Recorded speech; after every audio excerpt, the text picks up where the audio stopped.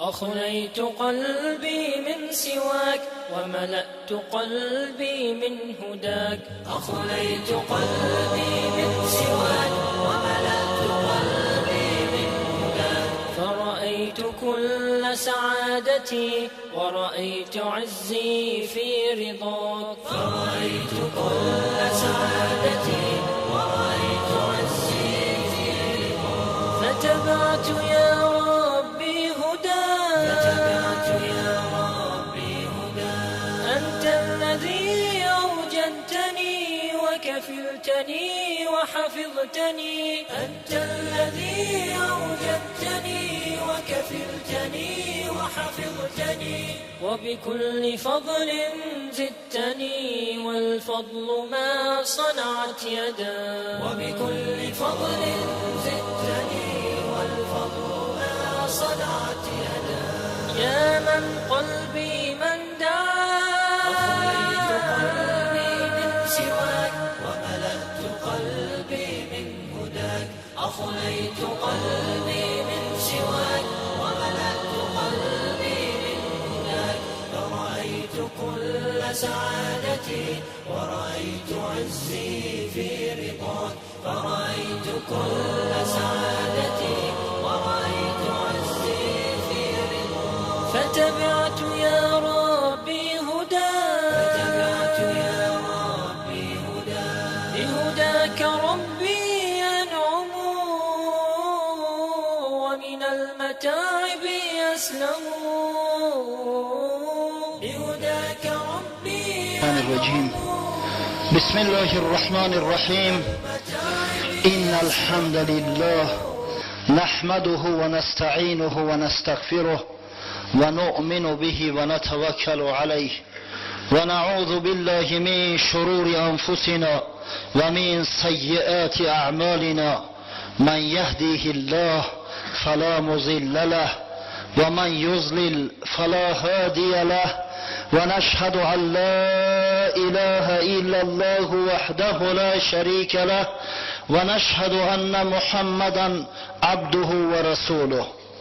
اما بعد، السلام علیکم و رحمت الله و برکاته.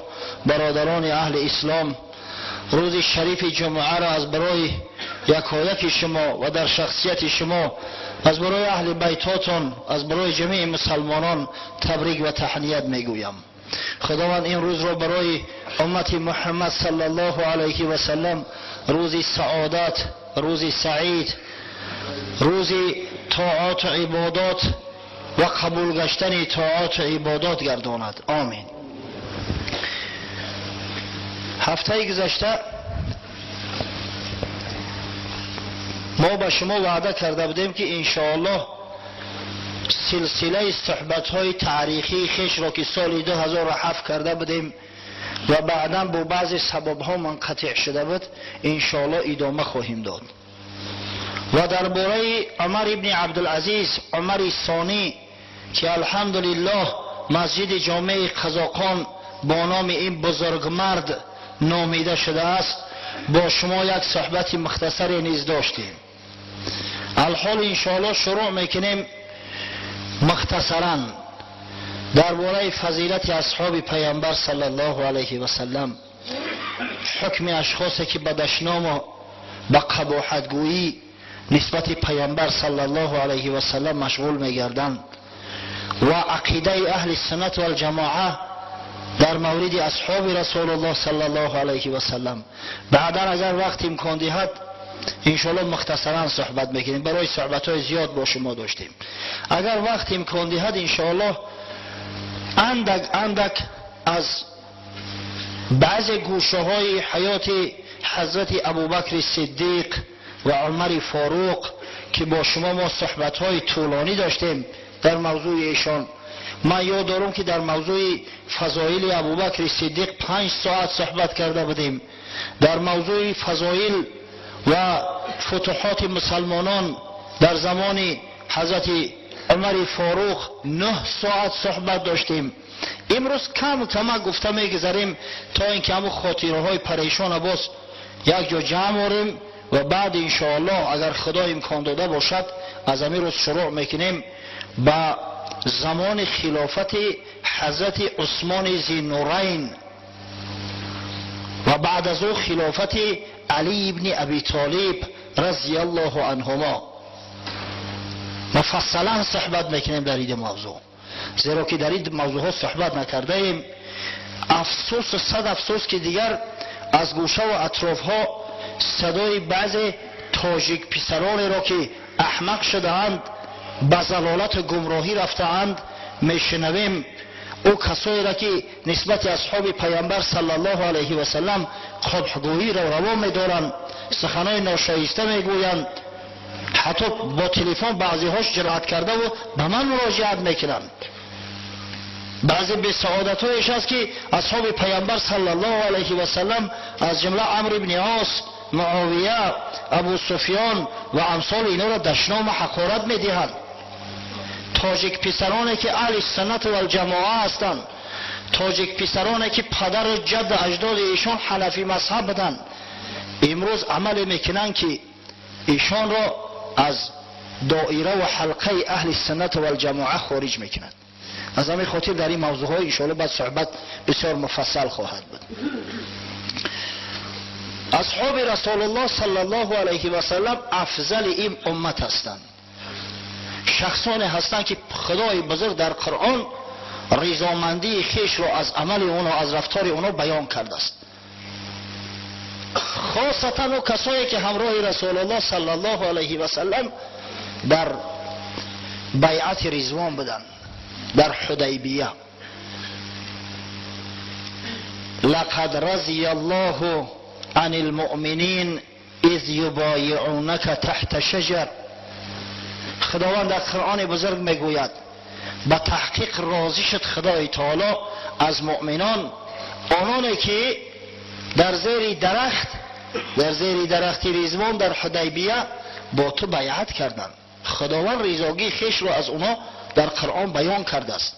در چندین موضع خدای تعالی میگوید رضی الله عنهم و رضوا عنه.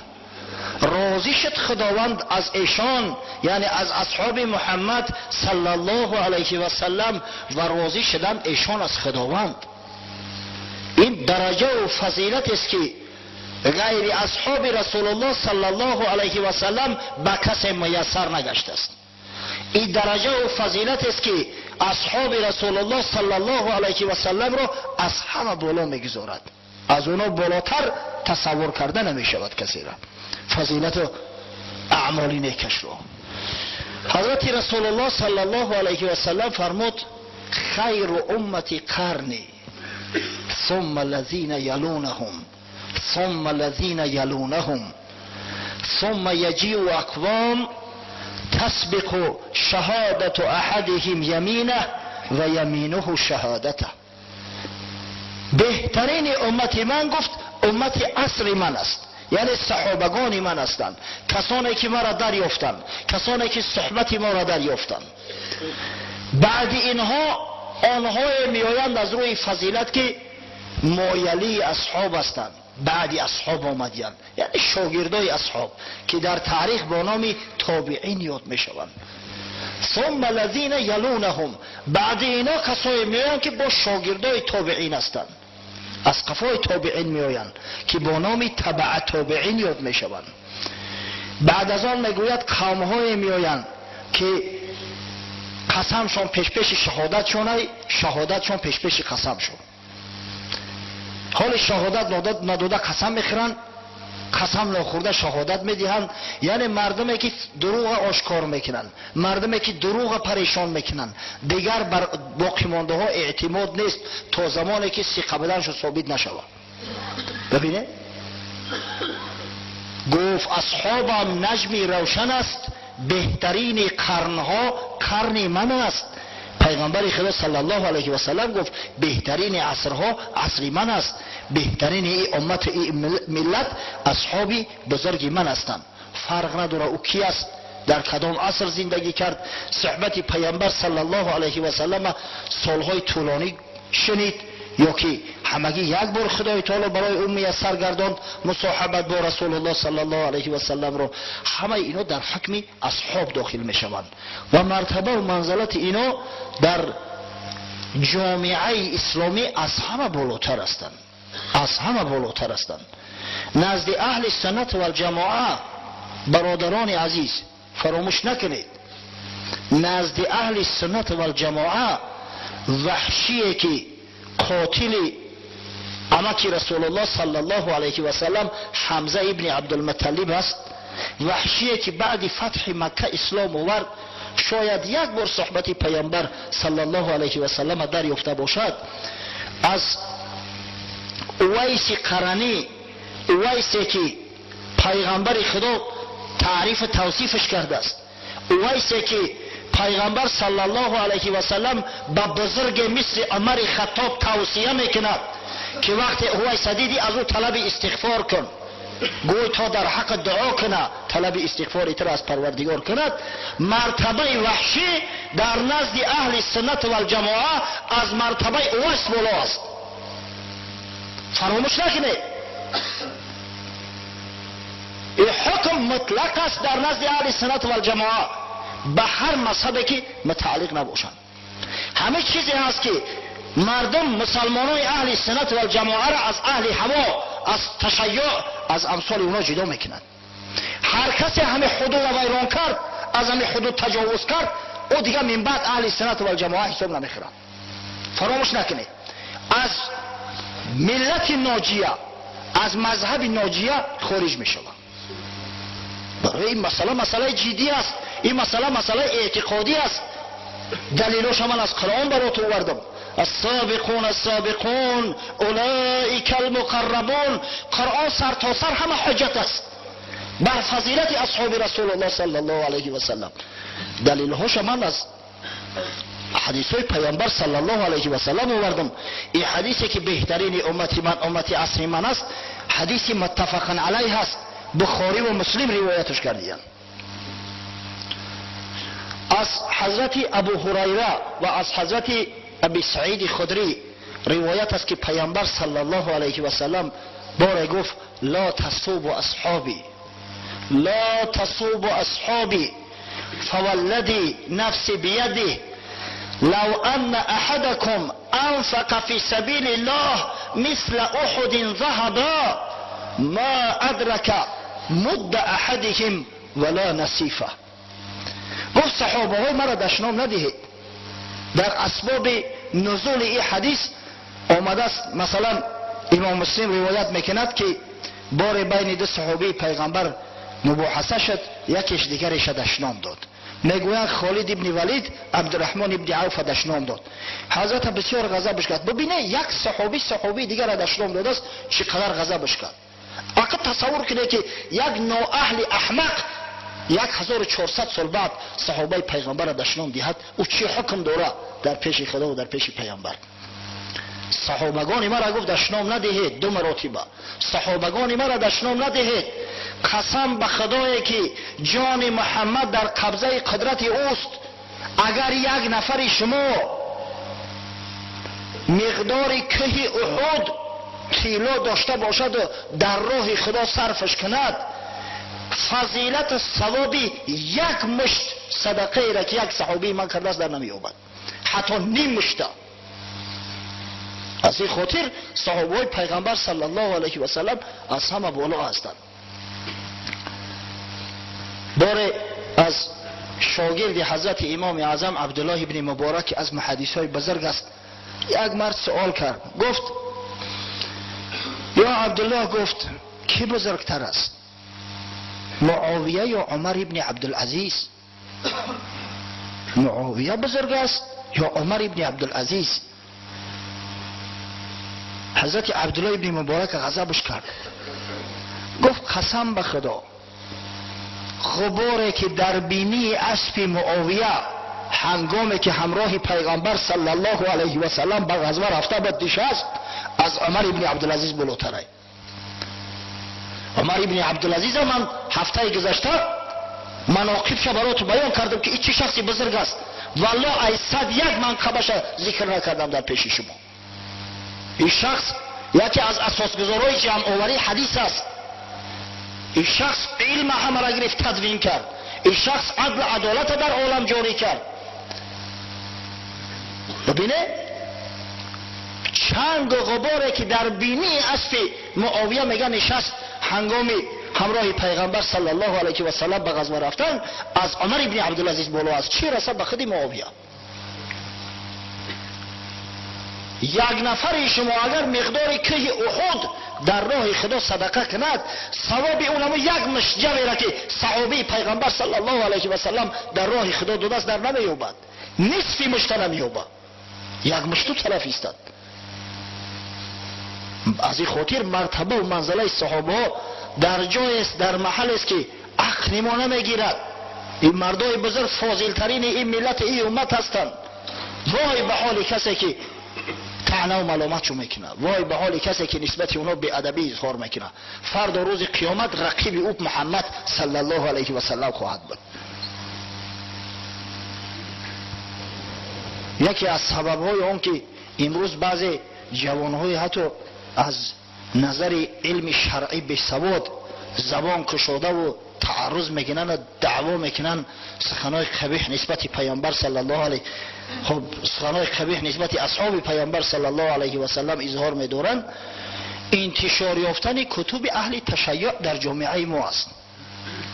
من بار در این موضوع گفته بودم، متاسفانه بعضی کارخانه های هستند که بر زیان و ضرر اهل سنت و الجماعه، بر زیان و ضرر مسلمانای این سرزمین عقاید ایشان رو خراب کنان، کتاب های اهل تشیع خاصتا کتاب های تاریخی را به زبان تاجیکی و به خط سیریلیک، به خط کیریلی گردانده و در جامعه پهن کرده استند. حتی به پول هم تقسیم کردن. یک زمان من یاد دارم کتاب های مثل کتاب فروغ ابدیت جعفر سبحانی که از اهل تشیع است، از معرخ های اهل تشیع، کتاب های سیره پیامبر صلی الله علیه و سلم که به قلم سید محسن امین متعلق هستند که ای شیخ های تشیع است.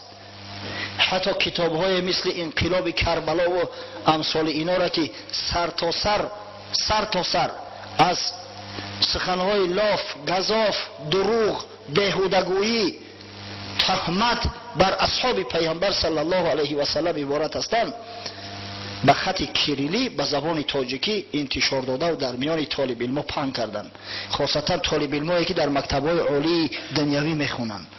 او بیچاره طالب علم از علم با خبر نباشه، سواد نداشته باشه، او تاریخ اسلام نداند، حکم اصحاب پیامبر صلی الله علیه و سلم ندانه، نشناسه قدر منزلت اونا را.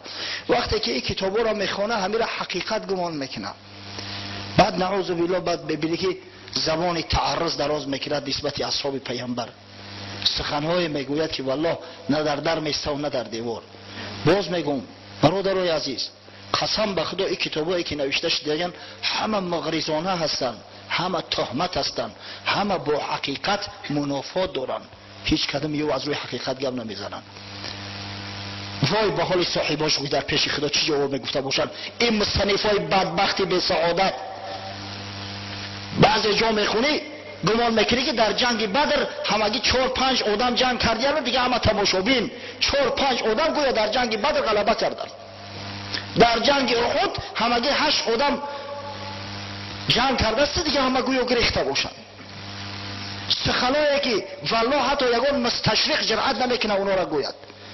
شرق شناسای خارجی که یهودی هستن و نصرانی هستن جرأت نمیکنن نسبت اصحاب پیامبر صلی الله علیه و سلم همین دروغ را گویند، اما این به سعادت ها میگویند، این اهل هوا اهل تشیع میگویند دیورا. و از همه بدترش این است که مردم ما را گمراه کرده استند. خب در بین مردم خودشان میگفتن که ای سرشان مانه، اما وقتی که به خط کریلی چوب میکنن در میان جوانای ما پهنش میکنن، این معنای او را داره که مذهب خودشون تبلیغ کرده استند. اگر امروز ما به خود نیاییم، اگر ما امروز صد راه این فتنه‌گری ها را نگیریم، بالای سر این مردم فتنه های میآیند. بدترین فتنه است که وقتی عقیده آدم خراب میکنن، عقیده آدم ویران میکنن. وقتی نسبت اصحاب پیغمبر چنین بدگو شدیم، چنین بدگفتار شدیم، دیگر در کجای ما ایمان میماند؟ مرا چی غضب میکند وقتی که می نویسن اهل تشیع درباره مردم مدینه گمان میکنی که همین مردم مدینه همه دشمنای رسول الله صلی الله علیه و سلم باشند. مردمی که پیامبر در مشکل ترین حالت مثل گهواره که چشم آوردن، جا و مکان دادن، دستگیریش کردن، انصار خدا و انصار رسول نامیده میشوند. در کتاب‌های اینا، در کتاب‌های مغرضانه اینا یگان نفر از بینشون نمی‌یابی، پیدا نمی‌کنی که این گویا دوست محمد باشد یا به منفعت اسلام کار کرده باشد. حضرت رسول الله صلی الله علیه و سلم فرموده بود آیت الایمان حب الانصار و آیت النفاق بغض الانصار. نشانه ایمان مسلمان محبت انصاری ها است. نشانه نفاق منافقیش غضب و نفرت داشتن نسبت انصار است. همین نشانه نفاق طبق حدیث صحیح پیغمبر در همین بعضی برادران میبینیم به یگان شبهه.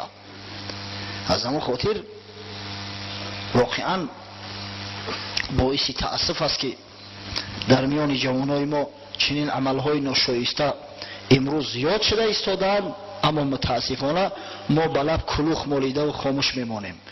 این نابخشودنی است. الحمدلله عالمای اهل سنت و الجماعه در این مسئله هیچ اختلاف ندارند. الحمدلله.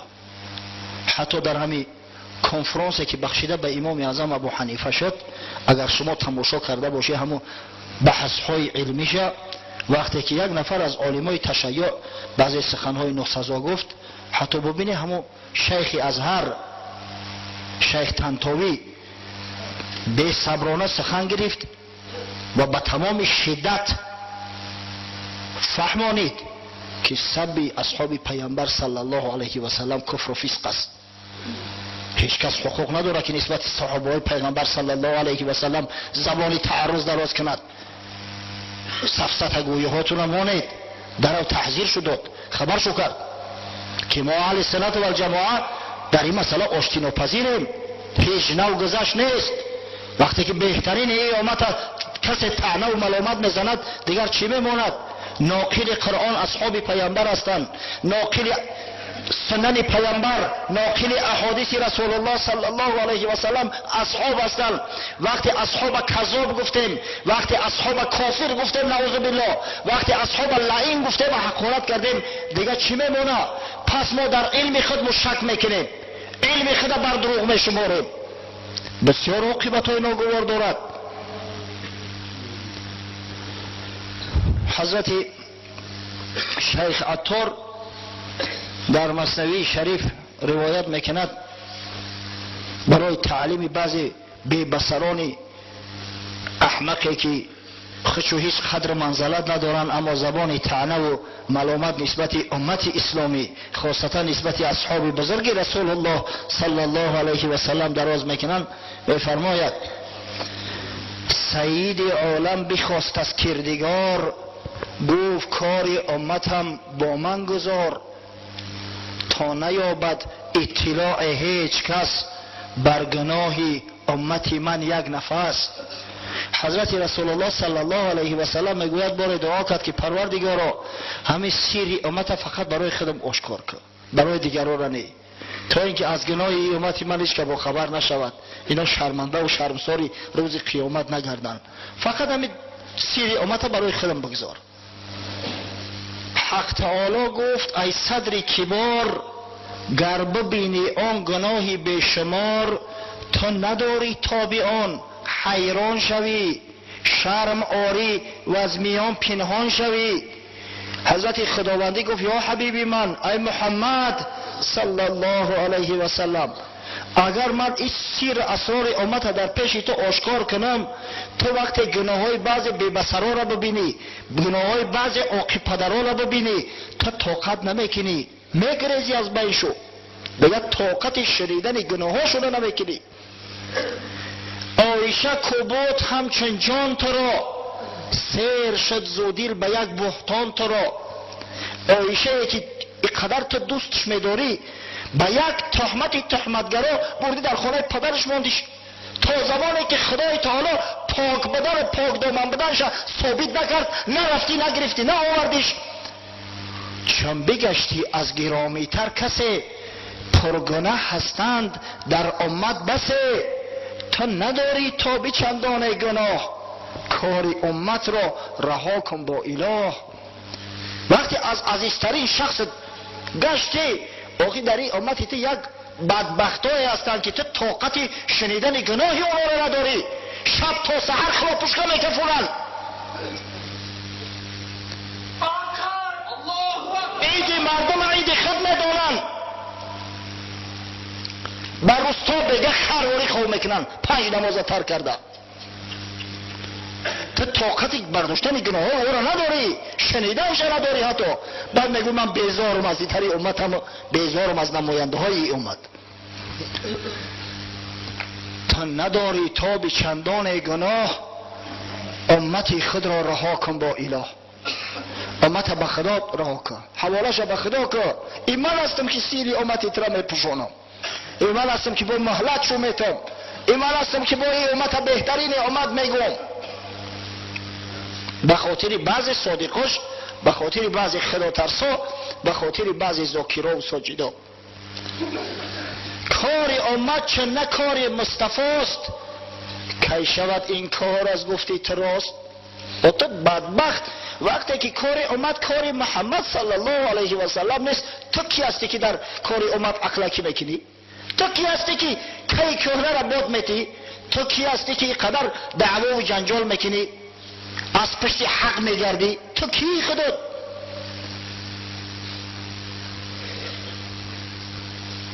مکن حکم زبان کوتاه کن، بی تعصب باش عزمی راه کن. یا قدم در صدق نه صدیقوار، یا که چون فاروق کن عدل اختیار. یا چه عثمان پر حیا و حلم باش، یا چه حیدر بحر جود و علم باش. از تعصب این فضولی می مکن، از سری خود این رسولی می مکن. شیخ عطار نصیحت میکنه. پس ای مردی مسلمان، یا مثل ابوبکر صدیق صادق شو، به صدق قدم بزن. یا مثل فاروق عدل اختیار که عادل باش. یا مثل حضرت عثمان، از حضرت عثمان حلم و حیا و شرم شو بگی.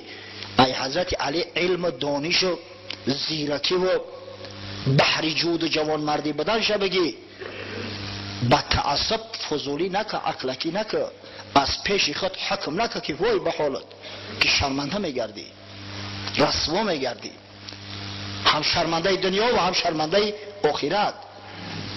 حکم اصحاب پیامبر صلی الله علیه و سلم چنین است. ما حق نداریم که زبانی تعرض درست کنیم. اصحاب کن نجوم، پیغمبر میگه صحابه های من مثل ستاره ها هستن. کی حق داره که صحابه پیغمبر صلی الله علیه و سلم دشنو مخورت بده؟ سبحان الله. به عقلی را ببینه، به فراستی را ببینه. حضرت رسول الله صلی الله علیه و سلم تاکید کرده است لا تصوب الاموات فانهم قد افضوا الى ما قدموا. مرده ها را میگه دشنام نتین. چه جای صحابه ها؟ مرده را دشنام نتین کسی نباشه. زیرا که مرده ها علیه گذشتن، حساب و کتابشون کردن. وای به حال شما که حال حساب و کتاب شما موندگی های، حال شما جان نسپاریده، حال شما سکرات مرگ نچشیده. شما حق ندارید یک مرده عادی را دشنام بتین، چی برسه به صحابه پیغمبر صلی الله علیه و سلم. آخه چی بدبختی است. بعد گذشتن 1300 سال 1400 سال معاویه فلان کرد، ابو سفیان فلان کرد، یزید فلان کرد. ای مردم، معاویه قطع حضرت امام حسن پسر علی آشتی کرده بود، اونا دوست رفیق بودن. من درباره معاویه با شما صحبت داشتم، 1 ساعت صحبت کردم. بفکرم من گفتم که چخیل بایش یک قرابت دوستی برقرار شده بود. او بدبخت حسن پسر علی معاویه را گناهگار نمیدونست، قطعش صلح صلاح کرد. تا 1400 سال بعد یک دهن امک، تو چه حق داری که معاویه را بشنو مخورت میتی؟ تو چه حق داری که او را سرزنش بکنی؟ صحابه پیغمبر را، کاتب وحی پیغمبر را.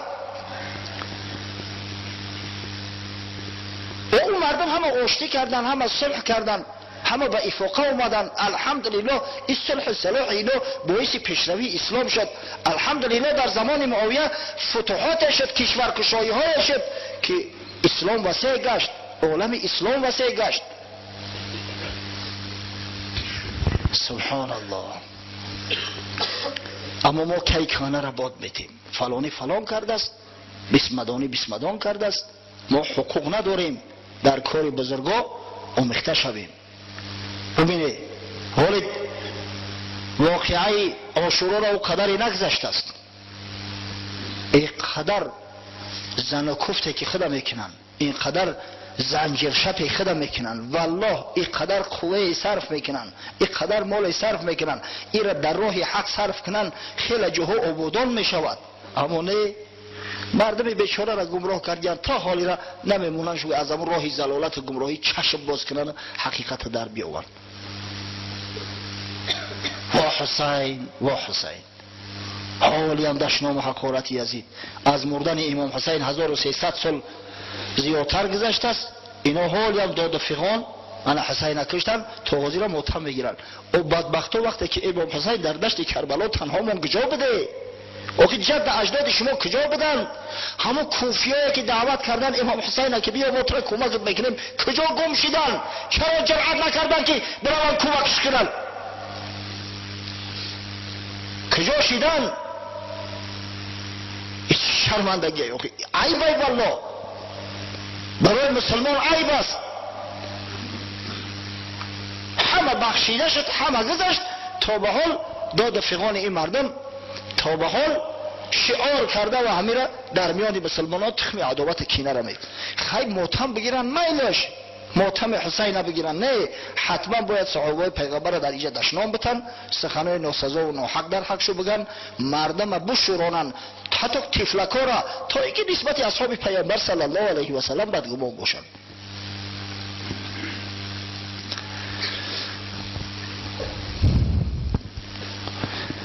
روز عاشورا الحمدلله ما اهل سنت و الجماعه روزه گرفتیم، با یه روز دیگر هم خطی شیلوه کردیم، بعضی ها یه روز پیش گرفتن، بعضی ها یه روز بعدی عاشورا گرفتن، عبادت خدا را کردیم. زیرای عاشورا این روزی بزرگ شریفی هست که از زمان موسی علیه السلام حضرت موسی و دوستان خدا و بندگان صالح خدا این روزه می گرفتن. روزی بزرگ است واقعا. این با شهادت حضرت امام حسین هیچ دخالت ندارد، فقط در تاریخ آمده است که تصادفاً حضرت امام حسین در همین روز شهید شده است. گمان نکنه که این روز عاشورا به خاطر شهید شدن امام حسین که بزرگ داشته می شود. نه، در مکه مکرمه که الکی در عبادت خدا شرک را خوش کرده بودن، مردم بت پرست شده بودن، روز عاشورا را بزرگ می داشتن، بزرگش می داشتن. حتی در بعض روایات اومده است که در روز عاشورا پرده بالای کعبه را عوض میکرد قریش، همون روز عظیم میدونستند. این حدیث از مادر و بیبی عایشه روایت شده است در صحیح بخاری. و پیامبر صلی الله علیه و سلم نیز وقتی که از مکه به مدینه هجرت فرمود و مردم یهود وقتی دید در روز عاشورا روزه بگیرن، پرسید که این چه روز است؟ یعنی تعجبش کرد حضرت که اینا مثل قریشی ها روزه میگیرن. گفت این چه روز است؟ گفتند یا رسول الله هذا یوم عظیم، این روز بسیار روزی بزرگ است. بنی اسرائیل نجات داد و فرعون در همین روز غرق شد و موسی علیه السلام امروز روزه گرفت. حضرت صلی الله علیه و سلم گفت نحن احق بموسی منکم، ما به موسی از شما حق بیشتر داریم، حق ما نسبتی شما به موسی بیشتر است، زیرا ما موحدیم، ما همون خدایی را که حضرت موسی میپرستید بپرستیم و در عبادتش چیزی را شریک نمیسازیم مثل شما. کسی را پسر خدا نمیگیم، ملائکه را دخترای خدا نمیگیم. و خود میگه روزه گرفت و به اصحاب بزرگش هم امر کرد. در ابتدا روزه عاشورا واجب بود بر امت اسلامی، اما بعدا وقتی که ماه شریف رمضان آمد و فرض گشت، حضرت صلی الله علیه و سلم مردم مخیر گذاشت، گفت هر کسی بخواهد روزه گیرد و هر کسی خواهد افطار کند. یعنی روزه عاشورا به این ماتم امام حسین هیچ دخالت نداره برادرای عزیز. حتی من شنیدم که بعضی ها ما به شیعی ها مانند میشیم گفته روز عاشورا روزه نگرفتیم، این تماما دیگر چیز است. ما الحمدلله اهل سنت و الجماعه روز عاشورا را روزه میگیریم، عبادت خدا را میکنیم، ما اگر ذکر شهادت امام حسین هم کنیم فقط به او خاطر میکنیم که برای ما عبرت باشه که مثل امام حسین ثابت قدم باشیم در حق، از گفتن گپ حق نه هراسیم، در طلب کردن کار حق ثابت قدم باشیم، تسلیم ظالمان نشویم. اما برای گریه و برای ناله نه. و بعد گذشتن 1300 1400 سال اولیا متهم بگیریم ای بای. حضرت مولوی در مثنوی شریف یک قصه دارد، میفرماید روز عاشورا همه اهل حلب با بی انطاکیه اندر تا به شب، گیرد آید مرد زن جمع عظیم، ماتم آن خاندان دارد مقیم. در روز عاشورا میگه در شهر حلب که یک عیده از او مردم حلب، حتی بعضی‌ها میگن اکثری مردم حلب، شهر حلب در نظر دارم شیعی هستند، مردم جمع میشوند، میگه بعد گریه و ناله را سر میکنند، بشمرند آن رنجها و امتحان که از یزید شمر دید آن خاندان. بعد یزید لعنت میگن، بو همین یزید لعنت چقدر خلاص کردن که میلش صحابه پیغمبر به میچسبند. بعضی به سعادتش زبان بدگویی را به حضرت ابوبکر حضرت عمر میرسونه، شخصایی که امام حسین از جایشو بیشتر دوست می‌داشتند. در ماتم امام حسین همه بزرگان هم دشنا معقولت میکنن بدبختو. ناله هاشان میرود در ویل وشت، پر همه گردد همه صحرا و دشت. همه قدر گریه و فغان میکنن که دیگه صداشو تمامی گرد اطراف همه گیرد. یک غریب شاعر از ره رسید، با بی انطاکیه و افغان شنید. پرسان میشدن در افتقاد، چیست این غم بر کی این ماتم فتاد. یک شاعر غریب به دست بیچاره از شهر حلب نبوده است، روز عاشورا به حلب میآید، گریه و ناله را میشنوه، بچه میگه کدوم رئیس کلان مردگی است. بعد پرسیده سراغ کرده میآید که این کی باشه، کی را کشتیاری ماتم در کدوم خوره، این رئیسی زفت باشد که بمرد، این چنین مجمع نباشد کاری خورد. چیست نام و پیشه و اوصاف او، تا نویسم مرثیه زلطاف او. مرثیه سازم که مرد شاعرم، تا از این ره برگ لالنگ برم. کی میگه یگون رئیسی کلان ای، این قدر آدم جمع شده است، 10,000 آدم در ماتم اندک، در مصیبت اندک جمع نمیشوند. نامش چیه؟ نامش بگنده یا شعرش بنویسم، یگان مرثیه و سوگواریش بنویسم، یگان سنکار کنم. اون یکی گفتش که هی دیوانه ای، تو نی شیعه عدوی خانه ای. روز عاشورا نمیدانی که هست، ماتم جانی که از قرن به هست. یا شیعی گفت بدبخت دیوانه ای، تو چی؟ تو نخونه دونی که همین روزی عاشورا روزی ماتم امام حسین ای، تو سراغ کرده اومدستی که کی مرده باشه؟ گفت آره لیکو دوری یزید، کی به دست این غم چی در اینجا رسید. مرده بود است تا این دم شما که کن جامه دریده در غذا. گفت میفهمم، اینا فهمیدم، جانم فدای امام حسین. نه که امام حسین کی شهید شد، آخی دوره یزید کی بود؟ 300-400 سال گذشته است از شهادت امام حسین. او شما مرده بوده، توی وقتا کجا بوده؟ نموت هم بگیره، نمجا باید رو بدره. پس دعا برخط کنید ای خفتگان، زان که بد مرگ است این خوابیگران. در این صورت برخطان گریه کنید که خوابیگران ای مرگ بدتر ای. چی درد داشته که توی وقت ماتمش نگرفته؟ چی درد داشته که سری وقت کمکش نکرده، دستگیریش نکرده؟ روح سلطان زیزندان بجست، جامه چند در ریم و چند خواهیم دست. تصور کنه که روح در بدن زندانی ای، میخواهد تیستر پرواز کنه از همین بدنی پر نجاست خارج شود. انا که روح یک سلطان، یک دوستی خدا، فرزند پیغمبری خدا از زندان بدن خلاص یافت، با بچه راهه، با راه شهادت نعمت خدا را ببینه، رحمت خدا را ببینه که خواست که همین حسین که قرة اعین پیغمبر بود، ریحان پیغمبر در دنیا بود، با شهادت از دنیا برو تا فردا روز قیامت هم رشید پیغمبرها باشه. چون که ایشان خسروی دین بوده اند، وقتی شادی شد چه بشکستند بند، سوی شادروان جنت تاختند، کنده و زنجیر را انداختند. آخه یا دوستای خدا هستند یا پیشواهای ما هستند، امامای ما هستند. گریه نکنه، شما شادی کنه که تیزتر جانشو خلاص شد از همین دنیای نکبت بار، تیزتر به وصال خدا رسیدن.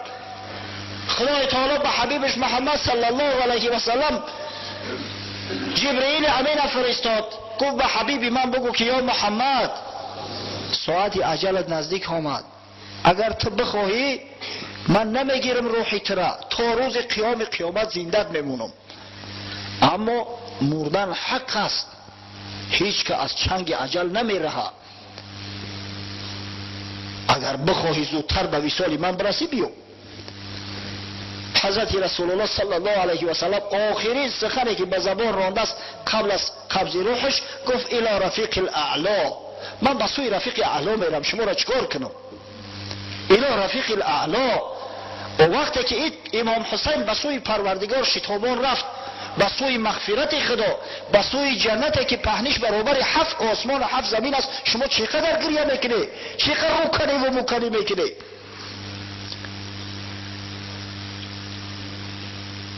وقتی عیش است و گهی شاهنشهی، گر تو یک ذره از ایمان آگهی، ورنه ای آگه برو بر خود بگیر، زان که در انکار روز محشری.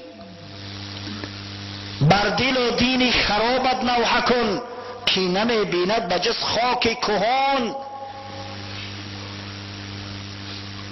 اگر به شرطی که عقل و فراست داشته باشی، تو میدونی که امروز روز خرسندی است، روز شادی است. اما اگر عقل نداشته باشی بر خودت گریه که وای به حالت که تو در انکار روز محشری. تو مگر نمیدونی که بعد این دنیا دنیای دیگر است؟ از قفای دنیا دنیای وسیع است که خدای تعالی در قرآن ارض الواسعش گفته است، زمین وسیع. بعد این دنیای نکبتبار برای مسلمان نعمت پروردگار میرسد، رحمت خدا میرسد، زود به وصال پروردگار میرسد بنده مؤمن. مرگ برای مؤمن رسیدن به وصال دوست است. اگر از این که غافل باشی بر خودت گریه کن، زیرا که این چشم بدبختی تو غیر خاک کهنه چیزی را نمیبینه. آن که جودید آب را نکند دریخ، خاصه آن کو دید آن دریا و میخ. او شخصی که جو دید، آبی روان دید، نهری روان دید، پروای ستیل به ستیل آب میکنه؟ پروا نمیکنه. نهری روان پیشش رفته است، چیکار میکنه و ستیل آبی تره؟ از همین خاطر کام کسی را که به اقبال آخرت شیرین کردن او دیگه پروای دنیا نداره. چون از آن اقبال شیرین شد دهان، سرد شد بر آدمی ملک جهان. از این خاطر بعد 1300 سال و 400 سال این عملایی که یا میکنن باور کنه از اسلام بوی نبردیم. کهنه کردن کینه و قدرتی که علیه بخشیده شده است، همین مگر از روی اسلام است، همین از روی عدالت است، از روی انصاف است. پیغمبر خدا صلی الله علیه و سلم میگه لا یحل للمسلم ان یهجر اخاه المسلم فوق 3. برای مسلمان حلال نیست که برادر مسلمان خودش از 3 روز زیادتر قطعش قهری کنه. حلال نیست. شخصی را که علاقه مردیان استخواناشو پوسیده است، کاه کهنه را با داده و کافتن تا حاضر در میان مسلمان ها کینه انداختن، مگر از روی عقل است، از روی فراست است. و یک عیده جوانای احمقی ما با پیرو شدیم به اونا، با توتیوار سخنی همونا را تکرار میکنن. یک 3-4 روز پیش از این تلفن رو میکنه یک برادر، تلفن توسط تلفن اینقدر فهموندمش، دیدم که بسیار فهمی کجروی احمق است. گفتم برادر بیا در پیشم بشی، این صحبت تلفنی نیست. من ترا یک شروع بفهمون اومد، تو بسیار کج شدگی ولی جوان مرگی یا شستی رستت کردن میشوه. اگر به همین کجی اگر رفتی وای به حالت که تمام دیگر میمونی، دیگر در جهالت میمونی. از همین خاطر بر مسلمان نمیسزد، بر مسلمان عیب است که بعد گذشتن 1300 سال 400 سال بزرگایی را که در راه اسلام خدمت کردند، بزرگایی را که هم نشین پیغمبر بودند، هم قده پیغمبر بودند، در جنگ ها در رکاب پیامبر صلی الله علیه و سلم با دشمنان خدا می جنگیدند، با سخنهای بد، با سخنهای قبیح نام گیرند و بیان کنند. خاصتا اصحاب بزرگ رسول الله صلی الله علیه و سلم و از میان اونا 4 یار حضرت خلفای راشد ما را که افضل ای امت هستند. حضرت ابوبکر صدیق در بارش صحبت زیاد کردیم. سعید ابن مسیب روایت میکند کان ابوبکر من رسول الله صلی الله علیه و سلم مکان الوزیر. حضرت ابوبکر صدیق میگه در نزد پیغمبر خدا حکم وزیر داشت. وزیر پیغمبر صلی الله علیه و سلم بود، وزیر رسول الله. فکان یشاوره فی اموره کلهم، در همه کارها مشورت میداد به پیغمبر. حضرت در امور دینی و در امور دولتی میشش قطعش مشورت میپرسید چیکار کنیم، کار چی نو کنیم که به بهترین صورت انجام بگیره. و کان ثانی فی الغار و کان ثانی فی الاسلام و کان ثانی فی العریش یوم بدر و کان ثانی فی القبر. دویم شخص بود بعد پیامبر صلی الله علیه و سلم در اسلام. دویم شخص بود در غار. صفت وصف شد خدای تعالی در قرآن آورده است، در این هیچ شکی نیست. و این شخص در روز بدر در پهلوی پیغمبر صلی الله علیه و سلم بود و این بزرگمرد قبرش در پهلوی قبر رسول الله صلی الله علیه و سلم قرار دارد. فکان رسول الله صلی الله علیه و سلم لا یقدم احدا علیه. از این خاطر پیغمبر خدا هیچ کس بر ابوبکر مقدم نمیدونست. عمر را که پیغمبر میگه اگر من به پیغمبری مبعوث نمیشدم عمر مبعوث میشد. عمر را که پیغمبر میگه ان الله جعل الحق علی لسان عمر و قلبه، بدرستی که خدای تعالی حقیقت در زبان و در دل عمر گذاشته است. بار با ابوبکر صدیق جنجال شد، در کار گپ شو گرفت. حضرت ابوبکر به غضب اومده یک دو سخنی سخت به عمر گفت. عمر دل آزرده شد، قهری کرد. وقتی ابوبکر صدیق عذرخواهی کرد دیگه عذرش نپذیرفت، خونش رفت. ابوبکر از قفا خانه حضرت عمر رفت که دیگه درش نک شد. آمد بسیار محزون. حضرت وقتی دوست شدید گفت ای ابوبکر با کسی مخاصمه کرده است، با کسی جنجال شدگی ای اوضاعش معلومه.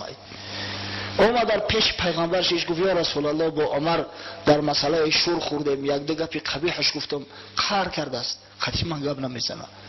یا حضرت عمر هم پشیمان شد از کاری کردگیش، از قفا آمد که گفتن ابوبکر نزد پیغمبر است. خیست اومد گفت السلام علیکم یا رسول الله.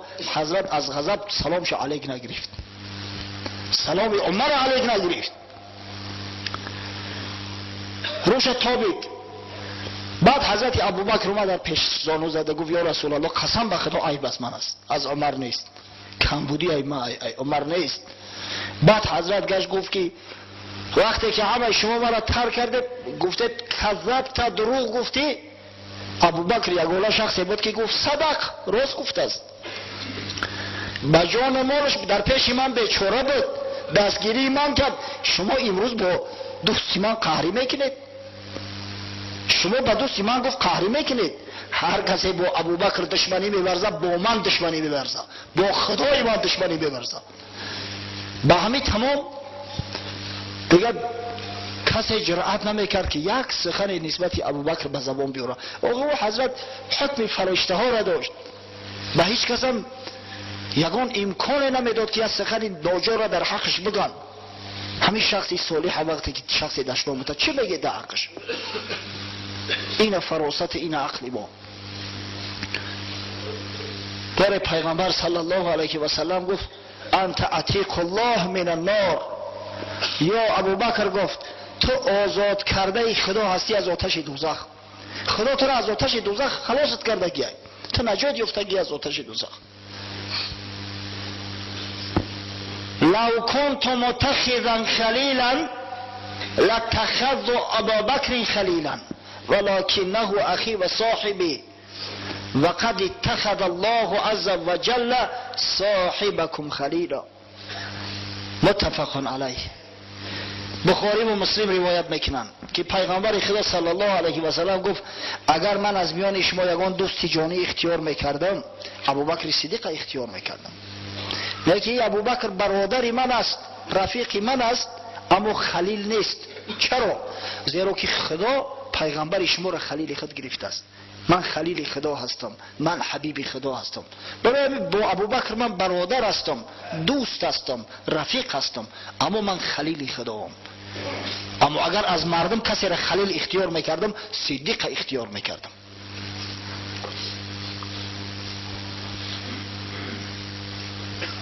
حضرت چنان زاهد بود، از حد اصحاب پیامبر صلی الله علیه و سلم به شب زنده دار بود، دائم گریه میکرد، از شدت گریه قرآن خوندن نمیتونست. بی عایشه مادر میگه که حتی وقتی که پیامبر صلی الله علیه و سلم بیمار شده گفت ابوبکر صدا کنه تا نماز مردم بخونن. من میگه گفتم یا رسول الله بسیار دلش نازکه، خود اگر تو را ببینه در این حالت، در حالت مرگ، در حالت بیماری، از گریه را دیگه نماز خوندن نمیتونه، تلفظ کردن نمیتونه.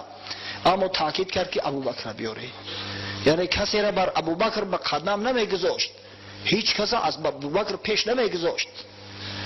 در صحیح بخاری اومد از حضرت عمرو بن عاص میگه نزد پیغمبر اومدم صلی الله علیه و سلم، گفتم من احب الناس الیک یا رسول الله، ای پیغمبر خدا دوستترین شخص از مردم پیش تو کی است؟ گفت عایشه. میگه گفتم من الرجال، از مردا کی است؟ گفت ابوها، پدرش. و گفتم ثم من، بعد یو کی؟ گفت عمر. یعنی اختیار ابوبکر صدیق به خلافت این امر تصادفی نیست، این چیزی واقعی است. حقیقتا حضرت ابوبکر صدیق در نزد محمد صلی الله علیه و سلم و اصحاب حضرت رسول الله مقدم بود، ای همه بالا بود. پسر حضرت عمر عبدالله ابن عمر میگه کنا نخیر فی زمن رسول الله صلی الله علیه و سلم فنخیر ابوبکر ثم عمر بن الخطاب ثم عثمان بن عفان. ما میگه در زمان پیغمبر وقتی که مردم طبقه بندی میکردیم، ریتینگ قطعی میموندیم، در جای اول همیشه ابوبکر صدیق میومد، در جای دوم عمر خطاب، در جای سوم عثمان ذوالنورین. این یگان چرزبازی نیست. در کار خلافت مسلمانان چرزبازی جا نداره. آدمی که عقل و فراست داره به زبان این سخنی شنیع باید نرانه. پس او کسایی که همون کتابه نامبر شده در دستشون است، خواهش میکنم مادام که شما آگاه نیستید، از تاریخ اسلام بخبرید، از تاریخ اصحاب بخبرید، همون را از خودتون دور کنید. گمش کنید تا ماینتون زهرآلود نکنه. ماینه اگر زهرآلود شد برای پاک ساختن او خیلی جان کهاندن لازمه. سالها در کار است که او ماینه زهرآلود تازه شود، آزاده شود. باور کنید. از بحر یک کتابو بگذارید. گفتم کتاب فروغ ابدیت جعفر سبحانی، کتاب سیره پیامبر صلی الله علیه و سلم سید محسن امین و کتاب انقلاب کربلا، مصنفش نامش از یادم رفت است، نه یک شاعری ما نوشته استش، با به خط کلیلی گردونده استش. متاسفانه انا خدمت خرسانه برای ملت کردن انمی است، جای آنکه یک منفعت برای مردم برسونی خدمت خرسانه میکنی. خوشا به حال او جوان مردایی که برای این ملت خدمت اصیل کردن، خوشا به حال او پیشوا و رهبرایی که جشن امام اعظم ابو حنیفه را در این مملکت دایر ساختن تا مردم چنگ به مذهب نابی حضرت امام اعظم ابو حنیفه بزنن. وای به حال اونایی که عقیده مردم ما را زهرآلود میکنن. انشاءالله در دنیا هم شرمنده و رسوان، فردا روز قیامت هم شرمنده و رسوا میخیزن. حضرت شیخ عطار روایت میکند در منطقه تیرش یک مثنوی بسیار معروف دارد. ای که لاف از عقل از لب میزنی، پس چرا دم در تعصب میزنی؟ وقت دعوا میکنی که ما عقل داریم، ما اهل تشیع عقل رسا داریم، عقلگرا هستیم، پس چرا دم از تعصب میزنی؟ چرا اینقدر متعصب هستی؟ چرا اینقدر کور هستی، نابینا هستی، از حقیقت چشم میپوشانی؟ در خلافت میل نیست بیخبر، میل کی آید زی ابوبکر و عمر. در خلافت میل نیست، چریزبازی نیست. هیچ وقت از ابوبکر و عمر تصور کرده نمیشه و میل اگر بودی بر این دو مقتدا، هر دو کردندی پسر را پیشوا. اگر اینا که میل می داشتن و چریز میکردن، هر دوشان فرزندای صالح داشتن، فرزندای جوانمرد داشتن، روی کار پسراشون چرا در جای خودشو تعیین نکردن؟ گر کنی تکذیب اصحاب رسول، قول پیغمبر نکردستی قبول. گفت هر یاریم نجمی روشن است، بهترین قرنها قرنی من است. بهترین چه نزدی تو باشد بتر، کی توان گفتن تو را صاحب نظر. اگر تو اصحاب پیغمبر را دروغگو بشماری، پس تو قول پیغمبر خطر رد کردستی که پیغمبر گفت خیر امتی قرنی، بهترین امتی من امتی عصری من است. تو وقت بهترین را بدترین میگوی، کی صاحب نظر هستی؟ کی صاحب عقل صاحب فراست هستی؟ دائما صدیق مردی راه بود، فارغ از کل عازم درگاه بود. مال و دختر کرد بر سر جان نیسار، ظلم نکرد این چنین کس شرم دار. ابوبکر جان فدا میتونست ظلم کنه؟ ابوبکر که خودش فدای محمد و شریعت غرای محمد صلی الله علیه و سلم کرد، میتونست که ظلم کنه؟ ابوبکر که از ترس خدا همیشه گریان بود، آب خنک که در پیشش میماندن گریه میکرد که این نعمت خدای تعالی را من چه شکرانه میکرده باشم، میتونه که ظلم کنه؟ در عمر گر میل بودی ذره، کی پسر کشتی به زخمی دره. عمر خطاب که اگر میل میداشت چریزبازی را میفهمید، به بعض روایات اومده است، البته در اسناد چو ضعف است اما اومده است که پسر خودش ابو شحمه را به زخمی دره هلاک کرد. وقتی ثابت شد که زنا کرده بود باره در هنگام جوانی با یک دختری، سیرش نپوشانید، آشکار کرد در بین مردم و فرمی چنان زدنش که شهید شد، هلاک شد. همه خیلی آدم میل داره، همه آدم چریزبازی میکنه. در وقتی سکرات مرگ در بعضی تاریخ ها اومده است، گفتن یا امیرالمؤمنین جو کسی را خلیفه که، ولی انشاءالله سری موضوع میاییم. ولی وقتی که صحبه درباره خلیفه شدن حضرت عثمان ذوالنورین میروه، در این مسئله میاییم. گفتن در جات کسی را انتخاب که، گفت من در وقتی زنده بودم مسئولیت این ملت امت محمد صلی الله علیه و سلم به دوش داشتم، نمیخواهم که بعد مردنم مسئول این امت باشم. دیگه این سر من ساقط شده است، مرا مجبور نکنی، مسئولیت در دوش گرفتن نمیخواهم. گفتن آقای عبدالله پسر جوانمرد از کلان از صحابه پیغمبر ای شهسوار ای عالم ای، امیر جای خودت تعیین کرد. گفت قسم به خدا که برای خدا این سخن نگفتی، سینی همون گوینده، قسم به خدا گفته این سخن برای خدا نگفتی.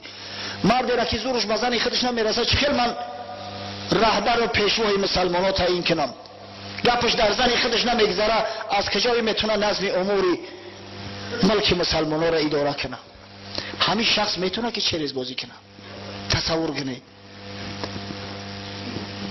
ای پسر تو بینشانی از علی، عین یا و لام دانی از علی. ای شیعی تو علی را نمیشناسی، تو میدونی که همین علی عین لام یا عبارت است، اما نمیدونی که علی چی کس است.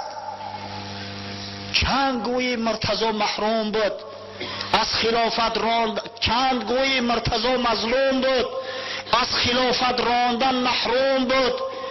چون علی شیری حق است تاج سر، ظلم نتوان کرد با شیر ای پسر. ایزا نمیکشی که بگوی علی مرتضی محروم بود ظلمش کردن. آخی علی شیری خدا ای، علی حیدر ای، بر شیر خدا ظلم کرده میشه؟ و بر خرگوش ظلم میکنن، بر روباه ظلم میکنن. دیده ای که بالای شیر ظلم کنن. مرتضی را میمکن با خود قیاس، مرتضی را میمکن با خود قیاس، زان که در حق غرق بود آن حق شناس. راستی وقتمون هم تمام شد. انشالله هفته آینده صحبت مون ادامه میدهیم و کوشش میکنیم که الکی شروع کنیم به زمان خلافت امیرالمؤمنین عثمان ابن عفان ذی نورین رضی الله عنه. بعد صحبت حضرت عثمان بعد شروع میکنیم به زمان خلافت حضرت علی. پیشکی میگم که در زمان این خلیفه بزرگ الکی در میان مسلمانان فتنه ها ایجاد شده بود، فتنه هایی که سبب هلاکت ده ها هزار اصحاب بزرگ پیغمبر صلی الله علیه و سلم و مسلمانان گشته بودند. ان شاء الله در هفته آینده صحبت خود ادامه خواهیم داد. و آخر دعوانا ان الحمد لله رب العالمین. از در این روز شریف در حق من دعا کنید که من قرض دارم و از قرض خلاص شوم و دیگر قرضدار نشوم. دعا میکنیم در حق این برادر و تمامی برادرانمو که در مشکلی های اقتصادی گرفتار هستند که خداوند از راه حلال رزق روزیشون فراخ گردان تا اینکه قرضاشون ادا کنن و تا اینکه نفقه اهل بیت خویش را مهیا سازند. آمین. خب یک برادر میگه چند وقت که بیمارم، از شما و اهل سنت و جماعت یک کف دعا در حق من و بیماران مسلمین. خب حاجی بلجان بود است. دعا میکنه در حق این برادری حاجی من که یک چند سال قبل از این همراه ما در حج بود، در طواف بود، و در حق تمام برادرای بیمار مسلمانایی که امید احتیاج به شفای پروردگار دارن که خداوند از خزانه غیب رحمت خویش براشان شفای کامل عاجل عطا کن تا اینکه در جماعات در مساجد در صف نماز ایستاده و همراه ما نمازها را ادا کنند. خب یک برادر گفته است در حق فرزندم دست جمعانه دعا کنید که کشایش کار و بخت سفید دهد. در حق فرزند این برادر و تمام فرزندهای مسلمانمون دعا میکنیم که خداوند در کسب و کاراش و کشایش عطا کن و پروردگار و بخت و اقبال یار و یاورشان گردان. خب یک برادر گفته است که به المپیاد میرویم، طلبه‌های مکتب المپیاد میرفتیم. دعا کنه که جایهای نمایان را اشغال کنیم و در حق تمام دانشجویان دست جمعانه دعا کنید. خوشو به حال تو. در حق همین برادرایی که الحمدلله در مکتب شایسته تحسین تعلیم میگیرن، درس میخونن که اینا را المپیادا بردیان، به سواد نمیبرن المپیادا. دعا میکنیم که پروردگار علم و دانششون بازم بیشتر گرداند و خداوند غالب سربلند از این المپیادا برشو بر بگرداند و خداوند اینا را عالمای به عمل، شخصای بزرگ جامعه، صاحب وظیفه و صاحب منصب گرداند تا اینکه خدمت جامعه اسلامی را از صدق دل انجام دهند. خب یک برادر گفته است